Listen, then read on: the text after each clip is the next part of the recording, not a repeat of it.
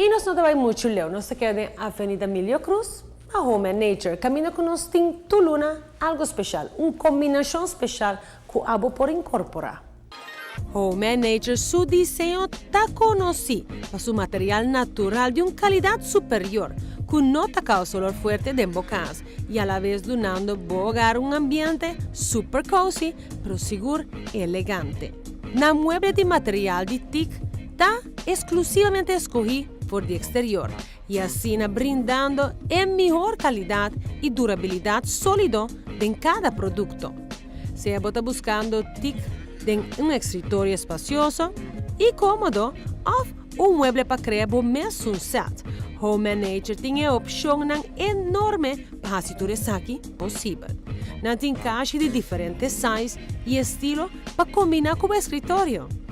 Mueble rústico para sea para dentro o para fuera de casa. Si la sección de bocas no está mucho grande, va a poder expandir un espacio con un spil así, también donando vida y acentuando con lámpico lo crea más luz de sección enfocada. El set de Home and Nature está trabajado de tal manera que va por combinar con aboquear y con escogencia individual. Así bocas más cómodo, economizando 80% de corriente por luna.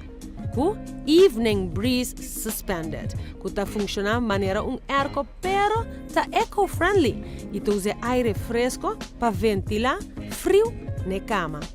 El producto está trabajado de tal manera que está feito cualquier size y tipo de cama.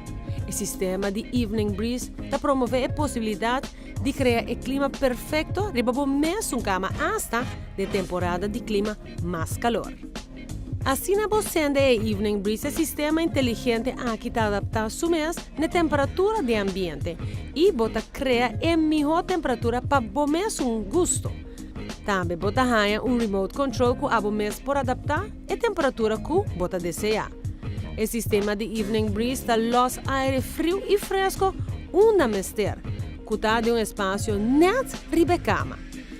Assim aqui, usando a gravidade de ventilação avançada, o produto aqui está trece para distribuir aire homogênico na inteira secção riba da cama.